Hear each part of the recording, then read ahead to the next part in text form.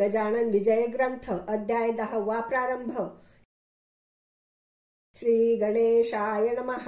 हे अरूपा अव्यया पूर्ण ब्रह्मा पंढरीराया, सज्जनाच्या विसावी या मजला परते लोटू नको। देवा हा दास गणू नको परक्याचा आता म्हणू, माझ्या पातकाचा नको आणू विचार चित्ती नारायणा। माझ्या करेन झाले पुण्य हे ठाऊके मजला गुण, काय तुला वदन दावण्या मी योग्य नसे। ऐसी स्थिती आहे जरी परी देवा कृपा करी, ओहळास गोदावरी पोटी आपल्या घेतसे। तैसे तुवा करावे दुःख अवघे निवारावे, पातकाला न उरू द्यावे माझ्या ठाई यत्किंचित। तू आणल्या मनात अवघेच काही घडून येत, रंकाचाही राव होत तुझा लाधता वशिला। असो एकदा पुण्यराशी गेले उमरावतीसी, जाऊन उतरले सदनासी आत्मा राम भिकाजीचा। हा आत्मा राम भिकाजी सूत उमरावतीचा असे प्रांत, मोठा अधिकार हातात होता त्याच्या विबुध हो। कायस्थ प्रभू याची जात हा संतांचा प्रेमी अमित, सदाचार संपन्न गृहस्थ गृहस्थाश्रमी वर्ततसे। त्याच्या घरी समर्थ गेले ते त्याने सांग पुजिले, मंगल स्नान घातिले उष्णोदकाने गजानना। उठणी नाना प्रकारची अंगा लाविली साची, वृत्ती आनंदली साची संत सहवासे ते धवा। करवती कांठी उमरेडचा धोतर जोडा नेस विलासाचा, भाली केशरी गंधाचा भव्य तिलक लाविलासे। कंठा माझी पुष्पहार नैवेद्याचे नाना प्रकार, दक्षिणेसी 100 रुपये त्याने ठेविले। धूप दीप आरती झाली पुष्पांजली समर्पिली, दर्शना लागी दाटी झाली उमरावतीच्या लोकांची। प्रत्येका ऐसे वाटावे समर्थ आपल्या घरी न्यावे, यथा सांग करावे पूजन त्यांचे येणे रीती। इच्छा ऐसे बहुता झाली परी थोडक्याची मनीषा पुरली, सदनी पावले लागण्या भली पुण्य पाहिजे बलवत्तर। ते ज्यांच्या पासी होते समर्थ गेले तेथे तेथे, काकी साधूस अवघे कळते अंतर्ज्ञाने करुणा। गणेश श्री कृष्ण खापर्डे उमरावतीचे गृहस्थ बडे, वकिलीत ज्यांच्या पुढे ढीग रुपयांचे पडती की। दादासाहेब याप्रत म्हणत होते वऱ्हाडात, हा सज्जन भाविक अत्यंत ब्राह्मण शुक्ल यजुर्वेदी। त्याने विनंती करिता खरी महाराज गेले त्याच्या घरी, तेथेही झाली याच परी समर्थांची पूजा हो। गणेश आप्पा म्हणून होता लिंगायत वाणी, चंद्राबाई कामिनी त्याची परम भाविक असे। ती बोलली पतीला हा साधू पाहिजे नेला, कसेही करून सदनाला पहा विनंती करून। आपले निष्पाप असल्या मन याच्या आगमने करून, होईल आपले पवित्र सदन भाविकाचा देव असे। गणेश आप्पा म्हणे तिला वेड लागले आहे तुला, हा सदनी साधू न्यावयाला वशिला पाहिजे बलवत्तर। पहा खापर्ड्या लागुनी हा साधू न्यावया सदनी, श्रम पडले ते आन ध्यानी उगा हट्ट धरू नको। चंद्राबाई म्हणे नाथा हे न पटे माझ्या चित्ता, सांगे माझी मनदेवता सदनी साधू येतील हो। तुम्ही करा हो त्यांना नुसती सदनी येण्यास विनंती, गरिबावरी असते प्रीती संतांची ती विशेष। परी आप्पा बोले ना छाती त्याची होईना, बोलावयासी निज सदना श्री गजानन साधू ते। महाराज वदले अखेर गणेश आप्पाचा धरुण कर, तुझे किती आहे सदन दूर तेवढे सांग मला। तुझ्या सदनी वाटते यावे काही वेळ बसावे, अरे चित्ती असेल ते बोलावे भीड न धरिता कवणाची। ऐसे महाराज बोलता गणेश आप्पाची या चित्ता, हर्ष झाला तत्वता तोंड शब्द बोलवे। समर्थास नेऊन सदनी पूजा केली उभयतांनी, आपला संसार त्यांचे चरणी अर्पण केला तात्काळ। असो ऐशा पूजा अमित झाल्या उमरावतीत, त्या प्रत्येक पूजेप्रत एक गृहस्थ हजर असे। तो आत्मा राम भिकाजीचा नात्याने हा होता भाचा, राहणार मुंबई शहरीचा तार मास्तर असे की। तो रजा घेऊन भला उमरावतीस होता आला, भेटणे आपल्या मामाला बाळा भाऊ नाम ज्याचे।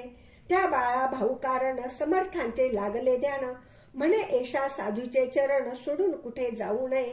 प्रपंच अवघा अशाश्वत त्यात कशाला गोऊ चित्त, केला आजपर्यंत तोच आता पुरे झाला। काही असो आज पूर्ण मी न सोडी त्याचे चरण, अमृताला टाकून विष प्याया कोणी जावे। म्हणून प्रत्येक पूजेला बाळा भाऊ हजर भला, होता बुध हो राहिला दुसरे न काही कारण। असो काही दिवसांनी शेगावी आले परतोणी, मळ्यासी न जाता जाणी आले मंदिरी मोठ्याच्या। त्या मंदिराच्या पूर्वेस एक जागा होती ओस, गजानन पुण्यपुरुष येऊन बसला ते ठाया। बातमी महाराज आल्याची कृष्णा पाटला कळली साची, त्यांनी जागावण्याची सोडिली हे समजले, म्हणून आला धावत त्या ओस जागेवरी सत्य.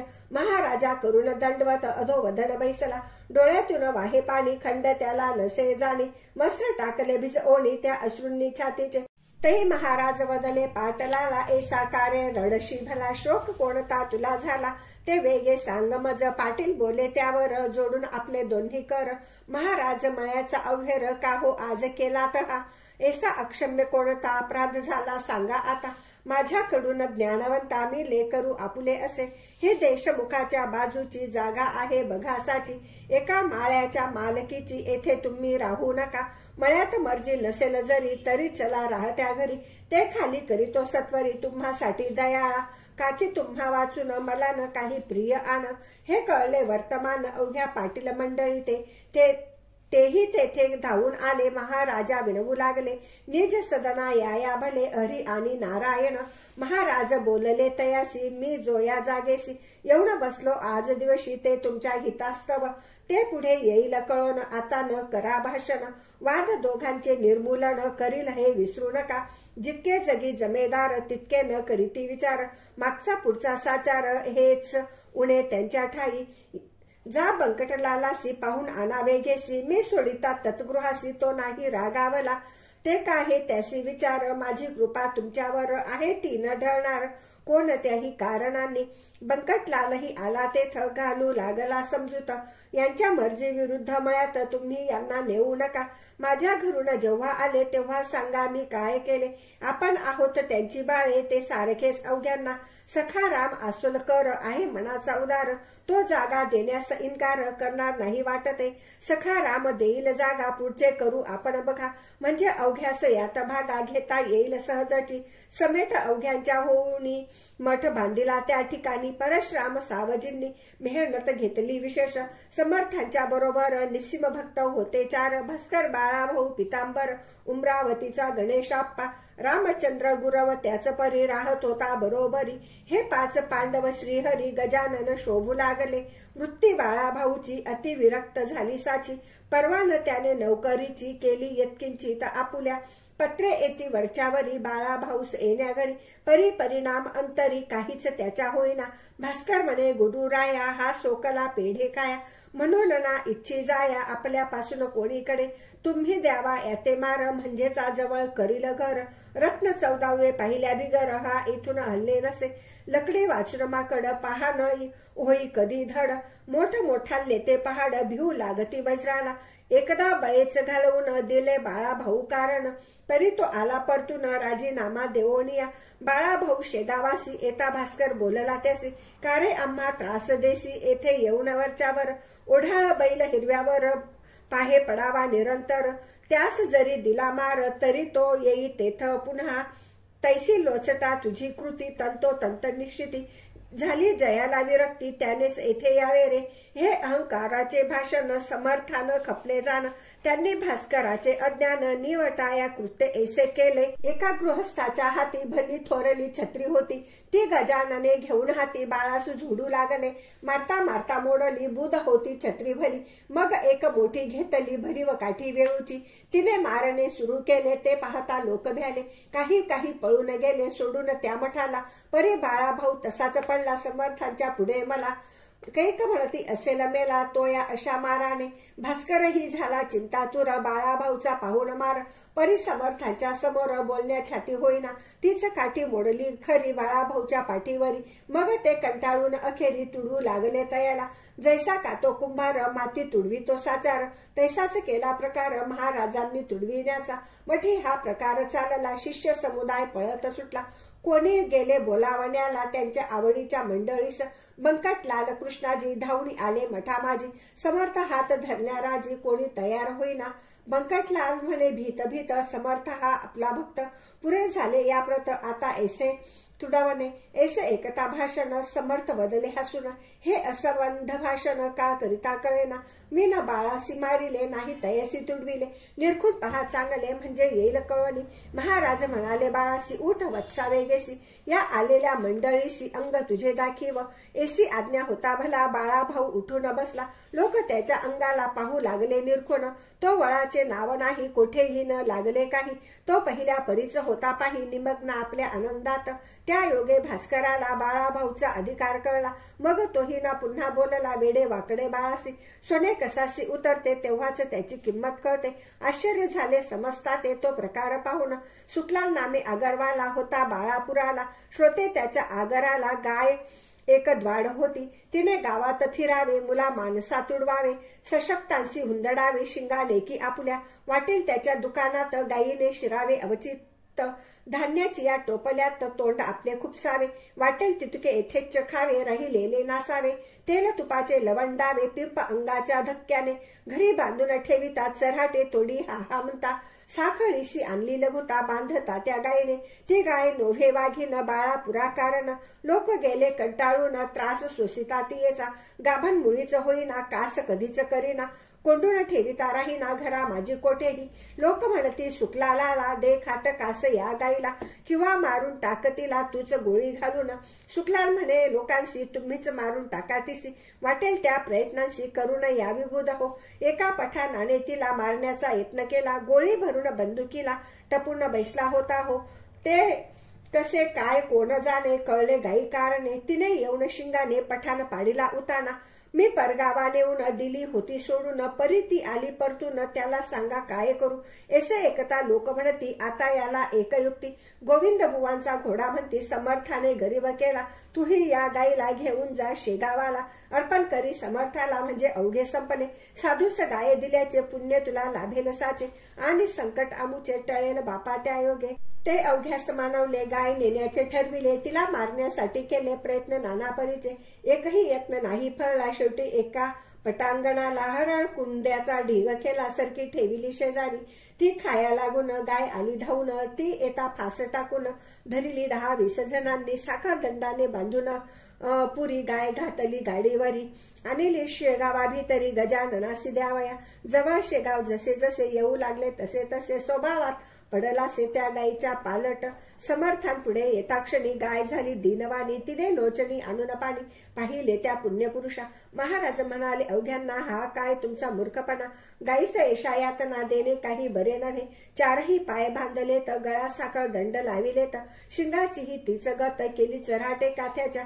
ऐसा मोठा बंदोबस्त शोभत असे वाघिनी प्रत ही गाय बिचारी साक्षात तिला न ऐसे करणे बरे अरे खुळ्यांनो ही गाय अवघ्या जगाची आहे माय तिला बांधिले हाय हाय केवढा कठीण प्रसंग आला तिला आत्ताच करामुक्त तीन हुंदाडी कोणाप्रत परी लावण्या तिला हात छाती कोणाची होईना जो तो पाहून मागे सरे तेच समर्थ आले त्वरे आपुल्या त्या पुनीत करे बंधने तोडिली धेनुची अवघे बंधने तुटता भली गाय गाडीच्या खाली आली पुढचे पाय टेकिती झाली समर्थ वंदन करावया खाली घालून यामान प्रदक्षिणा त्या केल्या तिनं समर्थांचे दिव्य चरण चाटू लागली जिवेने ऐसा प्रकार तेथे झाला तो अवघ्यांनी पाहिला समर्थांच्या प्रभावाला शेषही वर्णू शकेना समर्थ म्हणाले धेनुस बाई कोणानं द्यावा त्रास तू या सोडून मठास कोठेही जाऊ नको ऐसा घडता प्रकार अवघ्यांनी केला जय जयकार उच्च स्वराने त्रिवार समर्थांच्या नावाचा बाळापूरची मंडळी बाळापुरा निघून गेली गाय तेथेच राहिली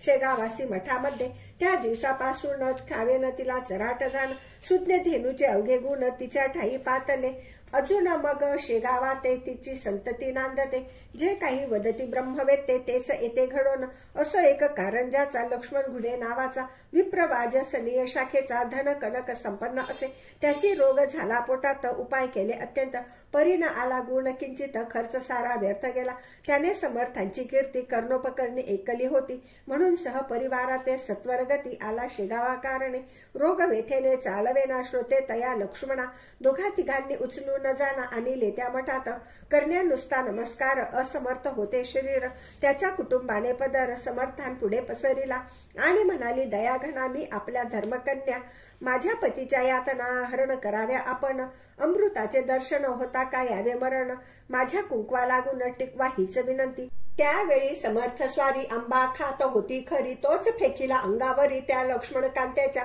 जा देहा पती सखाया, त्याची व्याधी बरी व्हाया, तू शोभसी त्यास जाया, पती भक्ती परायण.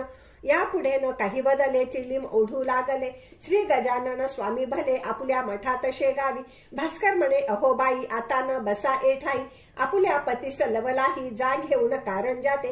प्रसाद आंब्याचा जो का तुला समर्थ करी प्राप्त झाला, तोच घाली खावयाला आपल्या पती कारणे. याने तुझे होईल काम, गुण येईल अत्युत्तम, लक्ष्मणासी आराम होईल आंबा खाताच. बाई घेऊन आंब्याला येती झाली कारंजाला, प्रसाद खाऊ घातला आंब्याचा आपल्या पतीस. निज गृही जोडपे आले, आप्त पुसू लागले, शेगावात काय घडले ते सांगावे साकल्ये. बाईने अवघे वर्तमान कळविले लोकाला गुण, आंब्याचा तो प्रसाद म्हणून दिला समर्थे मजलागी. आणि आज्ञा केली वरी, खाऊ घाला अद्यादरी, आंबा प्रसाद निज करी आपुल्या त्या पतीला. त्याप्रमाणे मीही केले, आज सकाळी खाऊ घातले. हे वैद्यांनी जई ऐकले, तै त्या वाईट वाटले. अहो बाई, तुम्ही काय केलेत हे हाय हाय, आंबा हेच कुफत्ते होय या पोटातील रोगाला. माधव निदानी हेच कथिले, सुश्रुतांनीही वर्णिले, निघंटाने कथन केले, शारंगधर म्हणे एसेच. तुम्ही तो प्रसाद दिलेला पाहिजे होता भक्षण केला, पत्नीचे पुण्यपतीला उपयोगी पडत असे. ऐसे वैद्य बोलले, आप्त अवघे घाबरले, जे ते टोचू लागले लक्ष्मणाच्या पत्नीस. परी झाले अघटित लक्ष्मणाचे पोट सत्य, रेच होऊन अकस्मात मऊ होऊन गेले हो. शौचा वाटे व्याधी गेली, हळूहळू शक्ती आली, पहिल्या परीच होती झाली प्रकृती लक्ष्मणाची. निसर्गाच्या बाहेरी वैद्यशास्त्र काही न करी, तेथे उपयोगी पडे खरी कृपा देवसंतांची. लक्ष्मण बरा झाल्यावर आला शेगावी सत्वर, म्हणे महाराज माझे घर पाय लावून पवित्र करा. मी आलो त्याचसाठी, चला कारंजास ज्ञान जेठी, मला न करा हिंपुटी नाही ऐसे म्हणू नका. आग्रह त्याचा विशेष पडला, महाराज गेले कारंजाला. ते दवा होते संगतीला शंकर भाऊ पितांबर, घरी नेऊन पूजा केली, दक्षिणाती निवेदिली. अवघे संपत्ती आपुली आहे मी कोण देणार, परी एका ताटात काही रुपये ठेविले सत्य. महाराज बघून त्याप्रत एशा रीती बोलले, म्हणशी माझे काही न उरले, मग हे रुपये कोठून आणले. लक्ष्मणा ऐसे चाळे दांभिकपणाचे करू नको, मला दिले तू आपले घर, आता उघडी अवघी दारे, फेकून देई रस्त्यावर अवघी कुलपे एधवा. लक्ष्मण काही न बोलला, मौन धरून बैसला. परी समर्थे आग्रह धरला, खजिन्याचे दार उघडे, भीत भीत मोकळे द्वार केले त्याने अखेर. खजिन्याच्या उमऱ्यावर स्वतः जाऊन बैसला आणि म्हणाला, महाराज यावे, वाटेल ते घेऊन जावे. ऐसे बोलीला जरी बरवे, परी अनन्य भाव अंतरीचा. हे त्याचे दांभिकपण समर्थ आले कळून, 10 रुपयाचे राजेपण कोठून टिके बाजारी. जैसे कडू वृंदावन वरून पाहता दिसे छान, परी अंतरी कडवटपण पूर्ण त्याच्या भरले असे. सोडून त्याच्या घराशी उपाशी निघाले पुण्यराशी, दांभिकाच्या सदनाशी संतन होती तृप्त कदा. तेथे त्याच्या घराची वा धन दौलतीची गरज समर्था नव्हती साची, ते वैराग्याचे सागर. परी तो जे काही बोलला त्याचा सत्यपणा पाहिला, खोटेपणाचा राग आला म्हणून गेले उठून. जाता जाता बोलले, माझे माझे मनसे भले, भोग आता त्याची फळे, माझा उपाय त्यात नसे. मी कृपा करावया आला होतो याठाया, याहीपेक्षा दुप्पट द्याया परी तेन तुझ्या प्रारब्धी. तेच पुढे झाले सत्य, एका 6 महिन्यात अवघी लक्ष्मी झाली फस्त, त्या भिक्षेची वेळ आली. म्हणून श्रोते परमार्थात खोटेपणा न खपे किंचित. याच साठी हे चरित्र समर्थे घडून आणले. श्री गजानन चिंतामणी त्या गार काय शोभा आणि, वा सुवर्णा लागुनी भूष वावे का कथिलाने. स्वस्ती श्रीदास गणू विरचित श्री गजानन विजय नामे ग्रंथ, सदा भाविक परिसोत निज कल्याण भावया. शुभम भवतु श्री हरिहरार्पणमस्तु. इति श्री गजानन विजय ग्रंथस्य 10मोऽध्यायः समाप्त.